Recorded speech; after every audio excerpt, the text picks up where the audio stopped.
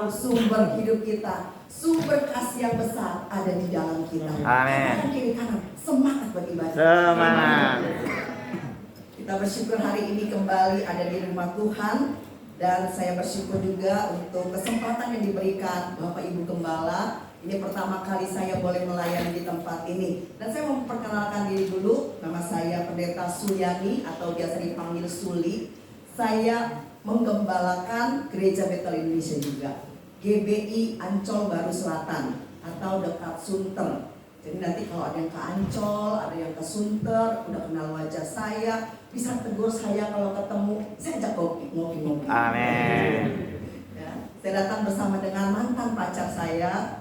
Kami punya 3 orang anak. Yang pertama sudah 25 tahun, seorang perempuan. Dia juga sudah menjadi pendeta. Dan yang kedua, anak saya laki-laki yang pelayanan di gereja menjadi pemain keyboard dan juga sedang kuliah di semester 6. Dan anak yang ketiga baru lulus di tahun kemarin, lulus SMA, menjadi guru sekolah minggu. Dan kami bersuka cita kami semua dalam keluarga yang mengalami kebutuhan.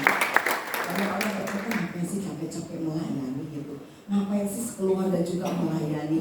Tapi kami mau berkata, Bapak Ibu yang melayani, kita juga harus berkata, karena kasih Tuhan yang besar itulah yang membuat kita gak tahan untuk melakukan pekerjaan apapun untuk pelayanan bagi jemaat dan juga untuk kemuliaan Tuhan. Amin. Jadi bersyukur kita kalau bisa melayani, bukan hanya di mimbar ini saja, tapi apapun pekerjaan-pekerjaan yang diperlukan di rumah Tuhan ini, semua gercep, ya, gercep, cepat. Amin. Bilang sama Bapak Ibu Gembala, bilang sama ketua koordinator ibadah, saya mau melayani, saya mau ambil bagian di gereja ini, apapun itu.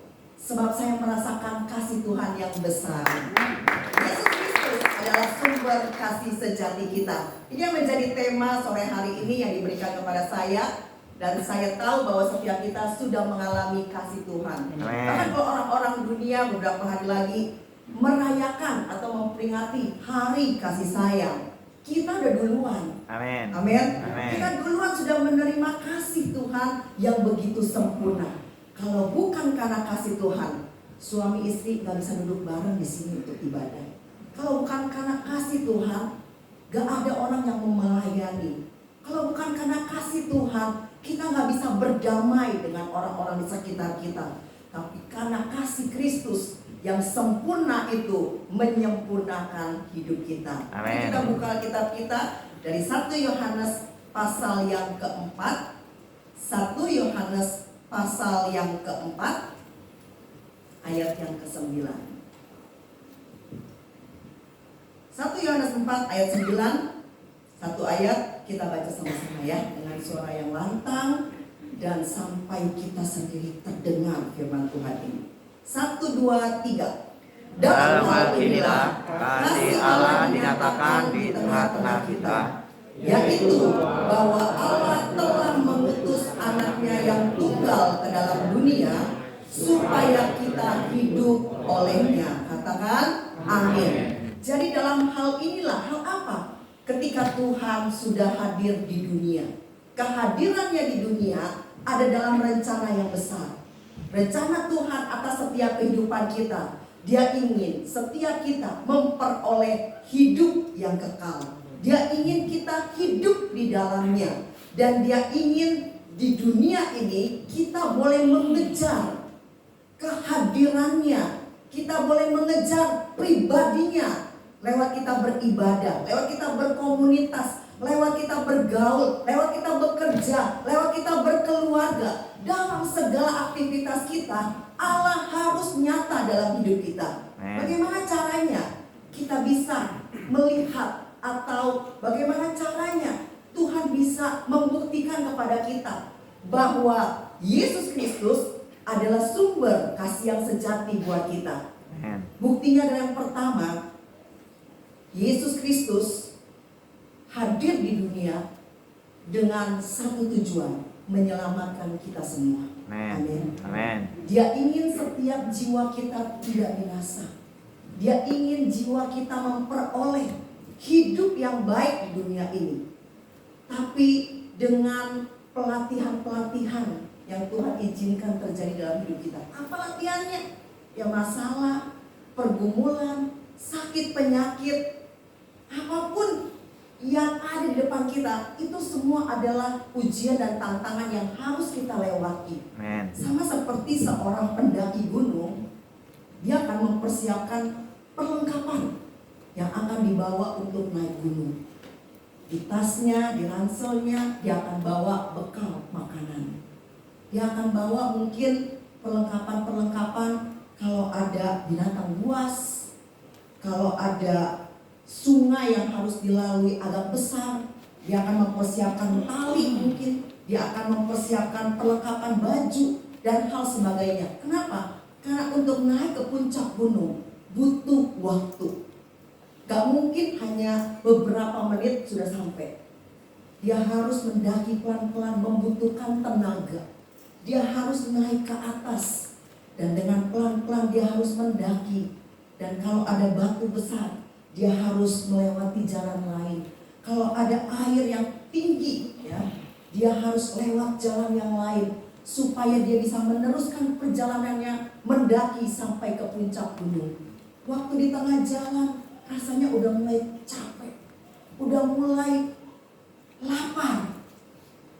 Dan dia berhenti. Terus dia lagi, aduh masih jauh perjalanan ini. Kalau dia mengeluh, kalau dia bersungut-sungut, dia akan gak akan sampai ke puncak gunung. Tapi kalaupun dia lihat ke bawah lagi, dia akan berkata, wow, udah setengah gunung nih, aku lalui. Masa aku menyerah?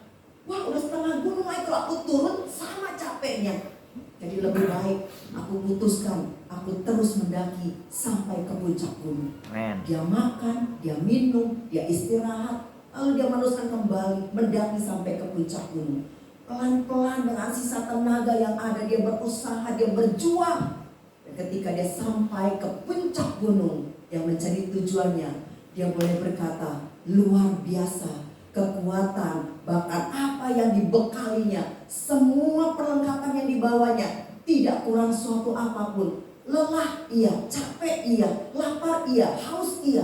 Tetapi ketika dia tidak bersungut-sungut, ketika dia tidak menyerah, maka dia sampai ke tujuan. Amen. Sama demikian kehidupan kita sedang menuju pada puncak pencapaian kita, yaitu keselamatan jiwa kita. Amen.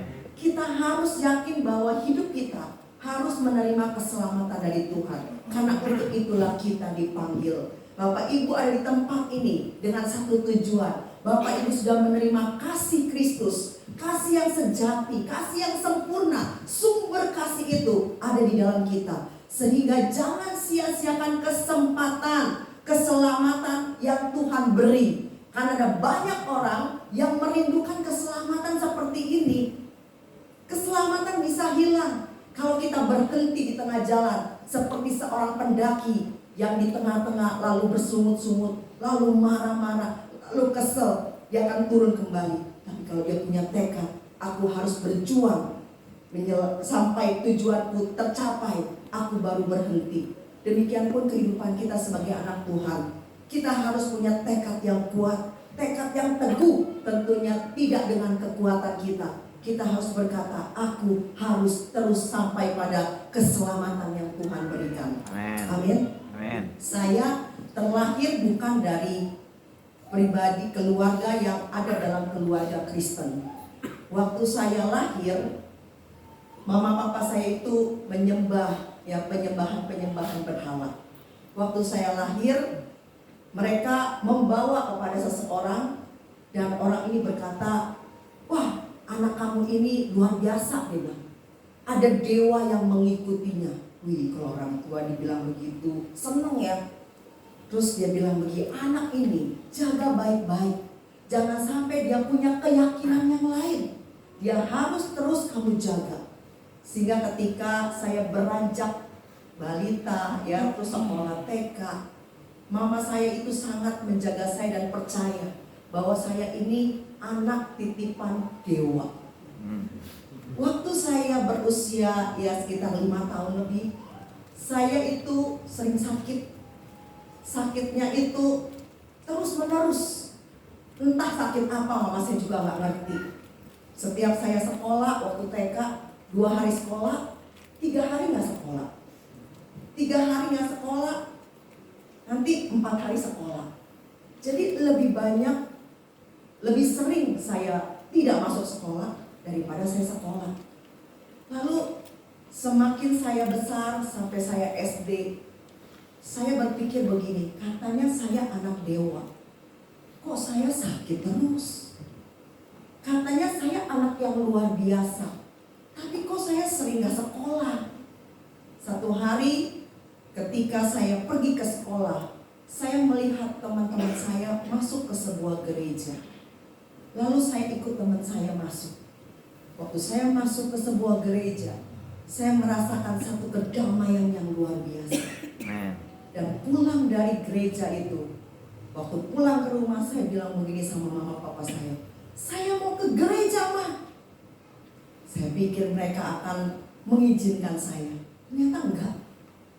Mereka bilang enggak boleh. Kamu enggak boleh ke gereja. Kamu enggak boleh punya agama lain. Kamu hanya boleh punya keyakinan yang mama dan papa sekarang ini. Tapi saya bilang enggak, Ma, saya mau ke gereja. Mereka tetap enggak kasih. Dan diam-diam saya pergi ke gereja. Diam-diam saya dibaptis. Jadi saya dibaptis tanpa didampingi oleh orang tua saya. Setelah saya dibaptis, saya sendiri merasakan perubahan dalam hidup saya. Yang sering sakit, jadi gak pernah sakit. Jarang sekali sakit. Satu hari saya bilang mama saya begini, Ma, Mama ngerasain gak? Sekarang ini saya sudah jarang sakit. Oh iya, katanya, karena kamu anak dewa itu. Saya bilang gini, bukan, saya bilang, karena sudah beberapa tahun saya pergi ke gereja. Waktu saya katakan itu, mama papa saya terdiam. Dan sejak hari itu, mereka mengizinkan saya pergi ke gereja. Dan tidak sampai di situ saja, saya sekolah, ketemu teman yang sungguh-sungguh membuat kerohanian saya bertumbuh. Dia adalah mantan pacar saya yang hadir. Waktu saya kenal beliau, biasa kalau kita sekolah itu seneng kan pengen ketemu gitu ya. Terus dia ajak saya ke sebuah gereja. Jadi masuk gereja terus hidup saya. Waktu saya bilang ini, kok kita pacaran ke gereja terus sih gitu ya. Malam minggu ke gereja, hari minggu ke gereja. Ternyata suami saya yang sekarang, yang dulu mantan pacar saya nih, anak gembala sidang. Dipertemukan dan saya mengikuti ibadah-ibadah yang pada akhirnya membawa saya pada pertumbuhan rohani. Sehingga ketika Bapak Gembala yang adalah mertua saya, ketika mereka meninggal dipanggil Tuhan, saya yang menggantikan beliau menjadi seorang gembala sidang. Saya percaya ini adalah rencana Tuhan yang indah. Amin. Sering kita nggak berpikir sampai jauh, karena kita nggak tahu hari depan kita seperti apa. Tapi hari ini saya sangat bersyukur bahwa Tuhan sudah menyelamatkan saya. Amin. Dan tidak sampai di sini, saya rindu dong keluarga saya juga diselamatkan. Saya berdoa, Tuhan tolong selamatkan kedua orang tua saya. Kalau kakak dan adik saya, mereka juga ikut saya pergi ke gereja ya. Karena itu yang sering papa saya bilang, kamu nih ke gereja terus, ya udah kamu tidur di gereja aja. Banyak orang tua, anak-anaknya di masa muda ketika mereka sibuk di gereja, ketika mereka pelayanan, pulang-pulang kita disuruh tidur di gereja. Ya. Ketika saya ingin gitu ya, saya rindu orang tua saya diselamatkan. Itu bukan sesuatu yang mudah. Ketika kerinduan saya itu belum digenapi. Mama saya sebelum dia meninggal di usia 80 tahun, 3 tahun sebelumnya mama saya sakit stroke. Saya berpikir, aduh kalau mama saya meninggal, dia belum diselamatkan. Ini sangat disayangkan. Saya berdoa dengan sungguh-sungguh gimana caranya supaya mama saya mau terima Yesus. Tapi waktu saya mau sampaikan firman Tuhan, saya mau nyatakan kabar baik buat orang tua saya, papa saya itu selalu menolak.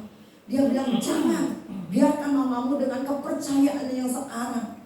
Dengan diam-diam saya tanya mama saya, mama percaya Yesus gak sih? Lalu dia bilang, mama sih percaya.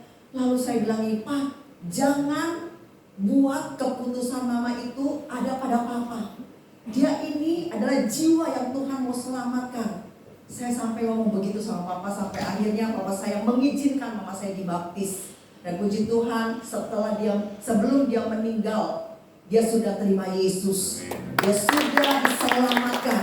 Waktu dia meninggal, saya lega sekali. Saya bersyukur sekali bahwa kasih Tuhan sudah diterima oleh mama saya.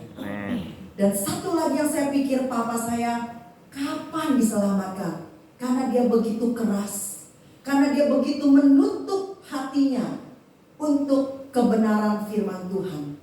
Sehingga satu hari ketika mama saya sudah meninggal beberapa bulan yang lalu, tanpa saya ajak, papa saya tuh ngomong seperti ini sama saya seorang diri. Kalau kamu ke gereja, kalau kamu melayani, masa papa gak ikut kamu? Wah, waktu saya dengar itu, saya nangis di hadapan Tuhan. Saya bersyukur tanpa saya harus berdebat dengan papa saya, tanpa saya harus menunjukkan sesuatu yang lebih lagi kepada dia, tapi Tuhan sendiri yang menjamahnya dengan kasih Tuhan. Ini adalah perbuatan-perbuatan kasih Tuhan yang menyelamatkan kita, yang menyelamatkan orang-orang yang terdekat dengan kita. Apa sih yang paling berbahagia selain kita melihat kita dan seisi keluarga kita menerima Yesus Kristus. Amin. Kasihnya yang sempurna, kasihnya yang begitu besar, sanggup melakukan apapun juga. Jadi Bapak Ibu yang masih ada pergumulan, untuk keluarga yang belum percaya kepada Yesus, jadilah teladan dan terus berdoa. Saya berdoa, tadi kita ngobrol juga sama Ibu Gembala ya, berdoa untuk keluarganya. Kalau Ibu Gembala 23 tahun, itu mirip sama saya. Saya 22 tahun berdoa untuk orang tua saya. Bukan waktu yang sebentar, tapi kalau kita mau berhenti di tengah jalan, kita gak akan melihat kasih Tuhan yang sempurna itu bekerja dalam kehidupan kita. Namun hari ini saya mau katakan, jangan pernah menjauh dari kasih Tuhan. Karena kasih Kristuslah segala-galanya buat kita. Karena kasih Kristuslah yang membuat kita bisa terus kuat untuk melakukan apa yang menjadi tujuan Allah. Jadi hari ini kita boleh menikmati segala yang baik, kerjakanlah. Dan ingat bahwa apa yang kita kerjakan semuanya ada di dalam jalur keselamatan. Amen. Dan di dalam jalur keselamatan kita itu harus berhati-hati. Ketika keselamatan itu diberi, kita harus menjaganya. Karena keselamatan itu bisa hilang kalau kita nggak menjaganya. Dan hidup kita jangan sembarangan. Hidup kita jangan semau gue. Hidup kita harus teratur. Hidup kita harus terarah. Kerohanian kita dengan jam-jam kita bekerja itu harus seimbang, harus balance. Jangan kita sibuk bekerja tapi kita melupakan rohani kita. Jangan kita sibuk untuk satu hal lalu kita mengabaikan keselamatan yang Tuhan sudah berikan kepada kita. Bapak Ibu, Tuhan Yesus sayang sama kita. Amen. Sayang banget sama kita. Apa yang tidak Dia berikan kepada kita? Kesehatan, damai sejahtera, kekuatan, berkat. Apa yang sudah kita alami semua adalah kasih daripada Bapa. Sehingga kita boleh menikmati hari baik bersama dengan pasangan, bersama dengan orang-orang terdekat kita. Dan kita percaya bahwa kasih Tuhan itu terus mengalir, terus kita rasakan kalau kita tetap tinggal di dalam Kristus. Amen. Jadi hari ini Bapak Ibu, jangan pernah tinggal di luar Kristus. Amen. Karena di luar Kristus kita tidak mengalami sumber kasih yang sejati. Amen. Di luar Kristus kita tidak mengalami kasih dan kuasanya. Mungkin kita sama seperti orang dunia. Ketika mendengar tafsiran di dunia ini tahun 2023 akan terjadi sesuatu yang gelap. Saya mau tanya, setiap pergantian tahun, ketika akhir tahun, apa sih yang kita dengar? Prediksi untuk tahun yang akan datang. Pasti kebanyakan Hari depan lebih sulit, itu jawabannya. Hari depan lebih sukar. Karena kita nggak tahu hari depan kita seperti apa. Tapi orang-orang yang menerima keselamatan, kasih dari Kristus, dia tahu ada pengharapan di dalam Kristus. Walaupun dia nggak tahu hari esok, saya mau bilang Tuhan Yesus baik. Kalau kita tahu hari esok, kita bisa gemetar ke Bapak Ibu. Ya. Kalau kita tahu hari esok, kita besok bisa bangkrut, apa kita nggak bisa mati muda? Ya. Tapi Tuhan baik, sekalipun Dia izinkan mungkin kita bangkrut sebentar. Tapi ada kuasa Tuhan yang Tuhan mau bawa kepada kita. Amen. Supaya kita ingat bahwa dalam kelemahanku, kuasa Tuhan menjadi sempurna. Amen. Kalau dalam kegagalan kita tahu ada pengharapan di dalam Tuhan, maka kita akan berkata, segala perkara dapat kutanggung di dalam Dia yang memberi kekuatan kepadaku.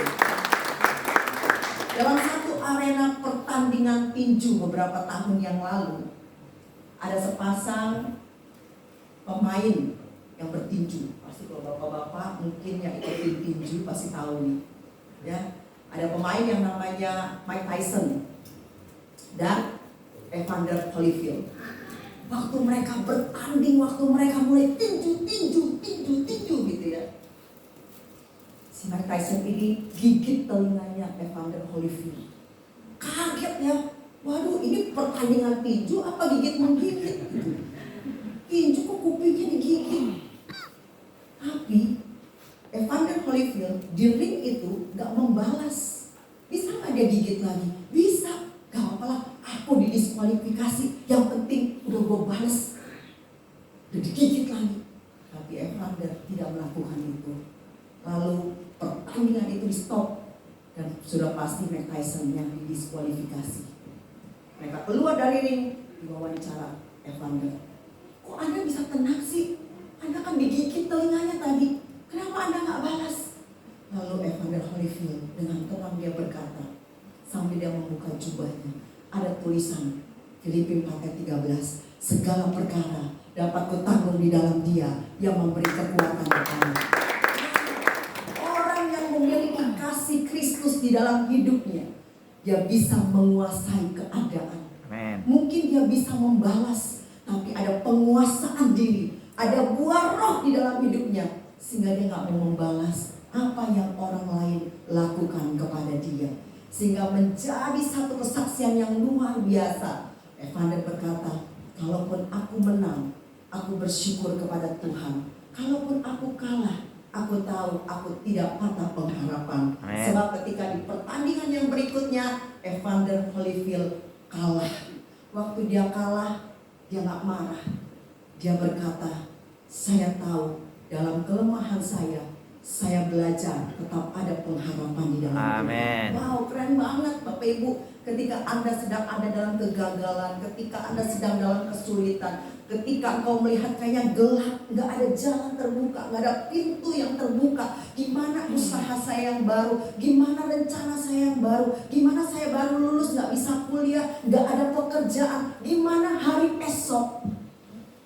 Jawabannya satu, kalau kasih Kristus ada di dalam hidupmu, Dia akan menuntunmu melihat pengharapan yang baru. Amen. Dan Dia akan berjalan di depanmu sehingga sampai pada keselamatan yang Tuhan mau dari setiap kita. Amen. Amen.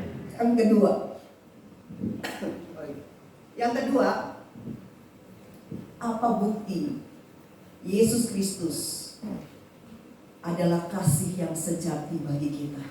Yang kedua, Yesus sanggup mengubah hidup orang yang berdosa. Firman Tuhan dalam Mazmur 32 ayat 1 berkata, berbahagialah orang yang diampuni pelanggarannya, yang dosanya ditutupi. Ini adalah perkataannya Daud. Daud sadar waktu dia melakukan dosa. Daud sadar waktu dia mengalami hal-hal yang artinya mendukakan hati Tuhan. Dan dia datang kepada Tuhan dengan sungguh-sungguh. Dia membuka dirinya di hadapan Tuhan dan dia berkata, Tuhan ampuni aku. Dan ketika dia tahu bahwa Tuhan sudah mengampuninya, dan ketika besok bahkan hari-hari selanjutnya dia tidak melakukan perbuatan-perbuatan yang tidak berkenan kepada Tuhan. Dia tahu Tuhan sudah mengampuni hidupnya, maka dia merasakan satu kebebasan yang luar biasa. Amen. Orang yang terbelenggu dengan dosa, hidupnya nggak akan tenang. Orang yang hidupnya menyembunyikan sesuatu yang berdosa, gak akan pernah tenang. Karena dia takut apa yang diperbuatnya ketahuan sama orang lain. Jadi dosanya disimpan rapat-rapat, disembunyikan rapat-rapat, supaya orang-orang terdekat gak tahu. Tapi ada satu pribadi yang tahu di hadapan Tuhan. Ketika engkau mencuri, ketika engkau menipu orang lain, ketika engkau melakukan perbuatan-perbuatan berdusta atau perbuatan-perbuatan yang tidak berkenan kepada Tuhan, Tuhan tahu. Hari ini kita semua pernah melakukan kesalahan, termasuk saya. Tapi pertanyaannya, kita mau gak membukanya kepada Tuhan? Kita mau gak membereskannya di hadapan Tuhan? Kalau kita mau, kasih Kristus, dia sumber segala-galanya, dia akan memampukan kita. Amen. Seringkali kita berbuat dosa karena kita membenci seseorang. Kita berbuat dosa karena kita kesal sama orang lain. Inilah yang saya mau bilang, kalau kita punya hubungan yang tidak baik dengan orang lain, bukan orang lain yang jadi rugi, tapi kita. Satu penelitian berkata begini, kalau kita punya hubungan yang tidak baik dengan orang lain, maka kita akan mudah menjadi depresi. Nah baik, kenapa?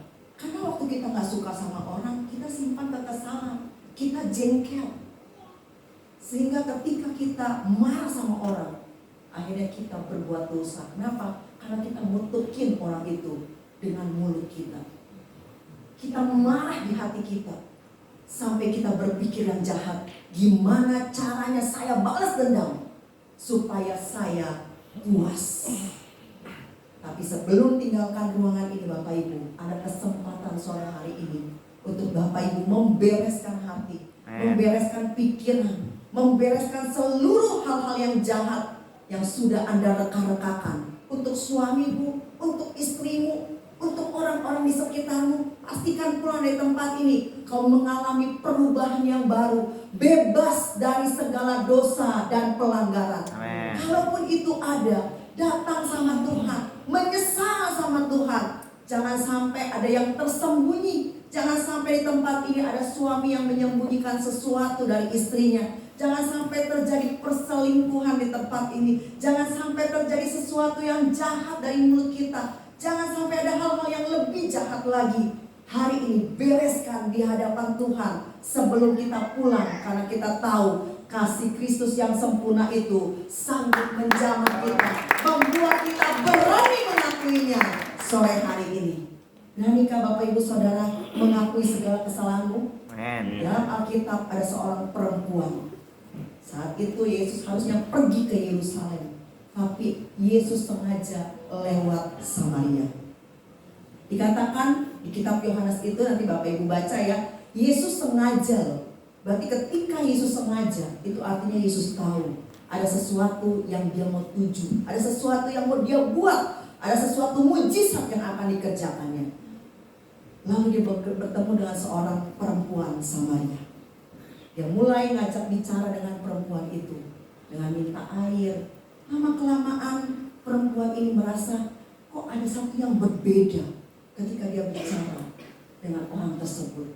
Singkat cerita, perempuan Samaria ini tahu bahwa Yesus Kristus yang dikatakan orang-orang sebagai juru selamat yang ada di hadapannya.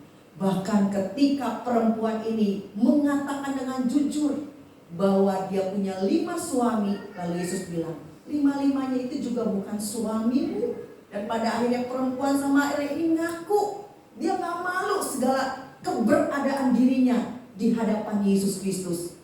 Dan ketika kejujuran itu diungkapkan, Disitulah kuasa Tuhan dialami oleh perempuan Samaria itu. Amen. Dan Yesus menjamah hidupnya, mengubahkan hidupnya. Yang tadinya perempuan berdosa, yang punya identitas mungkin pelacur, mungkin perempuan yang tidak baik. Orang-orang udah pernah tahu siapa perempuan ini. Tetapi dia ketika ketemu dengan Tuhan Yesus, semuanya disingkapkan. Dan dia mulai berkata, aku mau terima Yesus dalam hidupku. Ketika dia sudah terima Yesus, lalu dia bawa Yesus masuk ke kota Samaria. Yesus sempat menginap beberapa hari di kota Samaria dan menyampaikan firman Tuhan. Lewat perempuan ini, kota Samaria diselamatkan oleh Tuhan.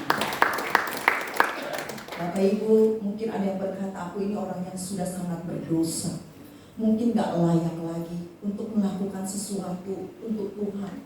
Aku gak layak lagi ada di keluargaku. Aku gak layak lagi untuk melakukan hal-hal yang rohani. Hari ini ada kesempatan Bapak Ibu, ketika engkau membuka hatimu, ketika engkau membiarkan kasih Tuhan menjamah hidupmu, dan dia akan melakukan sesuatu mujizat terjadi dalam kehidupan kita.